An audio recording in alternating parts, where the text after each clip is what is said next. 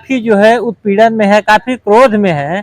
ऐसा लगता है कि महाराज जी के साथ जो हुआ आप हमारे कैमरे के माध्यम से आप सुनने का प्रयास कर रहे हैं। जल्दी में बता रहा हूँ, अभी 2-3 दिन पहले की बात है। एक मुस्लिम मौलाना थे, अभी मोबाइल में कल मैं देखा था को जो ये हिंदू राष्ट्र बनाने के लिए जैसे कुछ संतों ने जो है इसका अभियान चलाया है, निकाला है, उस पे बोल रहे थे कि हिंदू लोग कह रहे हैं हिंदू राष्ट्र बने, क्या हिंदुस्तान को उनकी अम्मा लेकर आई हैं? अरे उन मौलाना जी से मैं पूछता हूं कि क्या तुम्हारी अम्मा लेकर आई हैं? जब तुम्हारा घर तुमको दे दिया गया, देश का बंटवारा हो गया, स्वतंत्र राष्ट्र पाकिस्तान तुमको दे दिया गया, हमको हिंदुस्तान स्वतंत्र राष्ट्र मिल गया, हमारे घर में क्यों? जाओ अपने घर में, हमारी अम्मा लेकर नहीं, तुम्हारी अम्मा भी नहीं लेकर आई है, तुम अपने घर में जाओ, मेरे घर में तो मेरी मानवता है, तुम रह रहे हो। अगर नहीं जाना चाहते हो तो पाकिस्तान भारत का हिस्सा था, भारत में विलय कर दो, रहो। जिस तरह से लगातार हम देख रहे हैं कि कहीं न कहीं बागेश्वर धाम के पीठाधीश्वर जो है धीरेन्द्र कृष्ण शास्त्री जी का लगातार बयान आ रहा है कि जो है हिंदू एकजुट होकर के इस देश को जो है हिंदू राष्ट्र घोषित किया जाए। क्या ऐसा संभव है? हिंदू राष्ट्र था, हिंदू राष्ट्र है, हिंदू राष्ट्र रहेगा। धीरेन्द्र कृष्ण शास्त्री का कोई मांग कोई गलत नहीं है। जब हिंदुस्तान है, देश आज बंटवारा हुआ, आजादी के समय इसको स्वतंत्र राष्ट्र हिंदुस्तान घोषित कर दिया गया, उधर मुस्लिम राष्ट्र पाकिस्तान, तो फिर हिंदुस्तान में मुसलमान काहे के लिए? क्या उनकी मांग गलत है? हम अपना घर मांग रहे हैं, आप अपने घर में जाइए भाई, मेरा घर खाली करिए, मेरा है, क्यों मेरे घर में बैठे हो? तो क्या वो गलत मांग रहा है? अगर नहीं जाना चाहते हो तो हमारा हिस्सा था पाकिस्तान, दे दो हमको, विलय कर दो भारत में, रहो प्रेम से। अगर नहीं विलय करना चाहते तो भाई आप अपने घर में जाओ, मेरे घर में तुम्हारा कोई गुजारा नहीं है। तो क्या मुसलमानों को उत्तर प्रदेश में भारत में रहने का अधिकार नहीं रहेगा? जैसे हमारे जो है हिंदू पाकिस्तान में जाते हैं, विदेश में जाते हैं, नौकरी करते हैं, जीते खाते हैं, अपने घर वापस चले आते हैं, उसी प्रकार से रहना हो तो। अगर नहीं तो आप अपने घर में जाइए भाई, हम दो भाई, हमारे दोनों भाइयों का बंटवारा हो गया, हम अलग हो गए, आप अपने घर में, हम अपने घर में, क्या मतलब है हमसे? नहीं तो कहीं ना कहीं देश के सबसे पहले तो ये चाहिए कि जो कहीं ना कहीं जितने हिंदू भाई बाहर अगर दूसरे अदर कंट्री में प्रदेश में रह रहे हैं तो सबसे पहले उनको आप अपने मुख्यमंत्री से जो है अपने यहाँ बिल्कुल बिल्कुल ये भी मैं अनुरोध करूंगा मुख्यमंत्री से, प्रधानमंत्री से, अगर इनको पाकिस्तान भेजें, इनको जो है करें। अगर हमारे हिंदू को बताइए पाकिस्तान की नागरिकता है? आप बताइए, है नागरिकता? कोई वोट बैंक देने का अधिकार, कोई राशन कार्ड, कोई आधार कार्ड, कोई वोटर कार्ड, कोई मानवाधिकार, उच्च शिक्षा, उच्च विभाग में किसी नौकरी, कोई अधिकार है? आज आपके यहाँ मुसलमान हर बड़े बड़े अच्छे पोस्ट पे हैं। सही है कि नहीं है? तो कहीं ना कहीं भारत माता की सरजमी है, यहाँ लोगों का सबका सम्मान है, हिंदू मुस्लिम सम्मान था, सम्मान जब तक मेरी मानवता है, जब तक प्रेम से थे, मानवता से तब तक सम्मान था। लेकिन अब सारी हदें जब पार कर दिया तो अब सम्मान नहीं है। अब उसी तरीके से रहना चाहो तो रहो, जैसे हमारे लोग बाहर में रह रहे हैं आपके कंट्री में, नहीं तो आप अपने देश वापस चले जाओ, या तो पाकिस्तान को भारत में विलय कर दो। अगर भारत में रहना चाहते हो, भारत का हिस्सा पाकिस्तान का था और भारत में विलय कर दो, रहो भारत में, पूरा एक राष्ट्र हो जाएगा। किसी की सरजमी, किसी की जागीर नहीं है।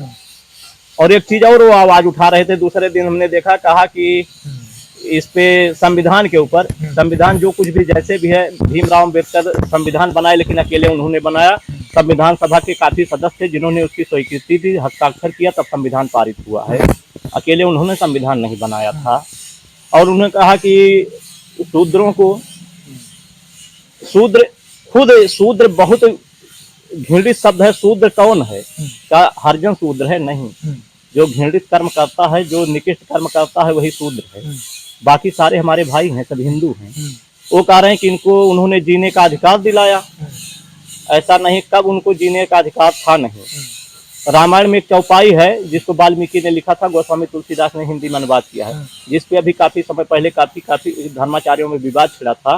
ढोल गंवार शूद्र पसनारी सकल ताड़ना की अधिकारी। यही पूछना चाह रहे थे महाराज जी, भी हम तो जो सोच रहे थे वही आपने कह दिया जी। तो उसमें उन्होंने काफी इस पे जंग छिड़ी थी, लेकिन इसका मतलब जानते हैं, सकल ताड़ना के अधिकारी, सबको सामान्य अधिकार है, सबको शिक्षा का अधिकार है, सबको पढ़ने लिखने का, हर चीज अनुसरण करने का अधिकार है। वाल्मीकि जी ने भी लिखा था। ताड़ना का मतलब आप देहाती भाषा में समझ लीजिए कि जैसे हम कुछ कह रहे हैं, कर रहे हैं, आप खड़े होके देख रहे, चुप रहे, हम कार्य हमारा समाप्त हुआ। आप कहें महाराज जी कमवा बहुत बढ़िया करत रही, हम बहुत देर से खड़ा है आपके ताड़त रहे। तो ताड़ना का मतलब क्या हुआ? पीटना हुआ? कि ताड़ना का मतलब उसको देखना, सीखना, अनुसरण करना।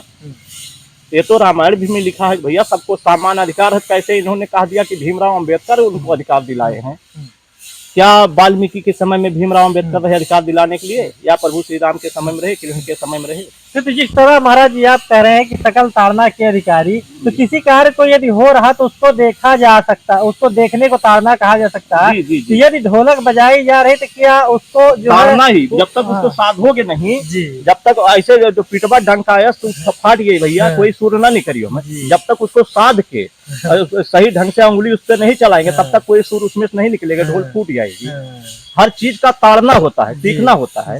बिना सीखे बिना ताड़े उसको बजाएंगे तो आप बजा पाएंगे, कोई सुर निकाल पाएंगे? हर चीज को ताड़ना होता है, सीखना होता है।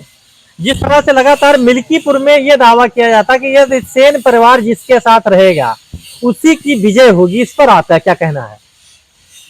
भैया ये तो कुछ जब तक मित्रसेन जिंदा थे कुछ राजनीतिक छवि उनकी जरूर थी, लेकिन ये कहना कि जिसके साथ रहेगा तो ये उनकी जागीर नहीं है, उनकी संपत्ति नहीं, उनकी बपौती नहीं है। राजनीति कभी भी किसी, क्या अजीत प्रसाद ही एक कैंडिडेट थे?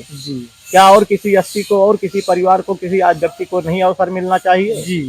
उसी खानदान में राजनीति रहे, उनकी जागीर थोड़ी है राजनीति। और किसी को मौका मिलना चाहिए। समा बहुत लोग लड़ने वाले हैं। ये लोग तो अपनी जागीर मिल्कीपुर को समझ लिए हैं कि मिल्कीपुर मेरी जागीर है। जैसे हमने देखा था आपके चैनल के माध्यम से ही हमने देखा था, एक कोई डॉक्टर है, क्या नाम है, केपी चौधरी क्या है, वो चीख चीख के कह रहे थे कि मिल्कीपुर जो है बाबू मित्रसेन यादव की धरती है, आनंद सेन यादव की धरती है, अंकुर सेन यादव की धरती है, और ये अवधेश प्रसाद की सरजमी है। तो भैया डॉक्टर साहब इतने पढ़े लिखे शिक्षित आदमी हैं, उनको थोड़ा शब्दों की मर्यादा को ध्यान में रखते हुए बोलना चाहिए। राजनीति किसी के बाप की जागीर नहीं है, किसी की सरजमी नहीं है। अंकुर सेन के कल के पैदा हुए लड़के उनकी सरजमी है ये, आनंद सेन की मित्रसेन की सरजमी है। अरे वो अपने घर के तो मालिक है ही नहीं है, दो बेटे उनके थे, उनका तालमेल मिला पाए आपस में, तो मिल्कीपुर का तालमेल क्या मिलाएंगे? उनकी सरजमी है ये।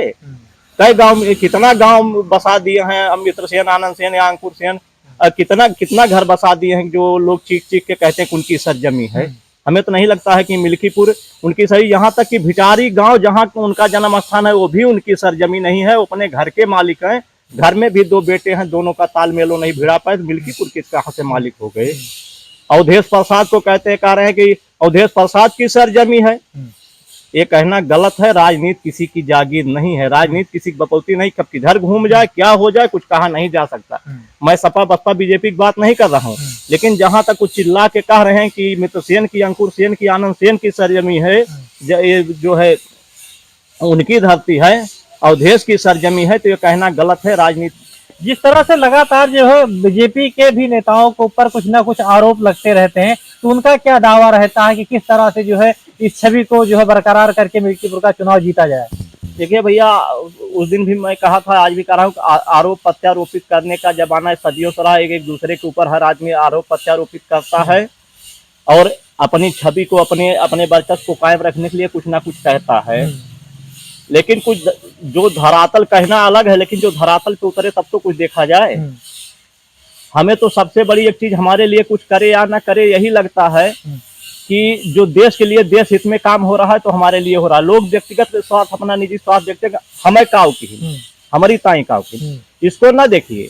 अगर देश हमारा सशक्त होगा, देश मजबूत होगा, जो है सब कुछ, तो मान लीजिए हम भी मजबूत हैं, हम भी सुरक्षित है। अगर देश हमारा सुरक्षित नहीं तो हम कहाँ से सुरक्षित है? ये लोग निजी स्वार्थ में जो कुछ बोलते हैं, निजी स्वार्थ में बोलते हैं। और आज यही देख लीजिए कि अब हमें नहीं कहना चाहिए, अपने आप को हिंदू कहते हैं, अपने आप को भारत के निवासी कहते हैं। यही मुलायम सिंह यादव थे, 1992 में जो है रक्षा मंत्री थे, वो कार सेवकों पर गोली चलवाया था।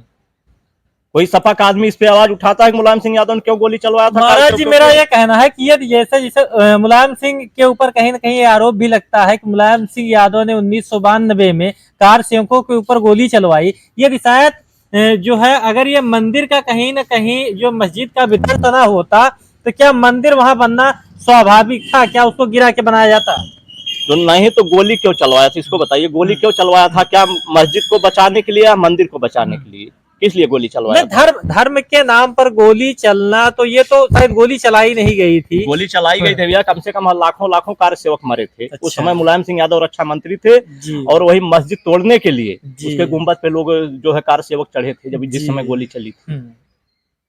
तो जिस तरह से मिल्कीपुर का कहीं न कहीं ये दावा किया जाता है कि 10 सीटों का उपचुनाव था जिसमें से 9 सीटें हो गई हैं। मैं समय नहीं बताऊंगा, सपा सरकार की कहानी व्यक्तिगत अपने ऊपर बीती बता रहा हूँ। क्या हमारा मैटर था क्या नहीं।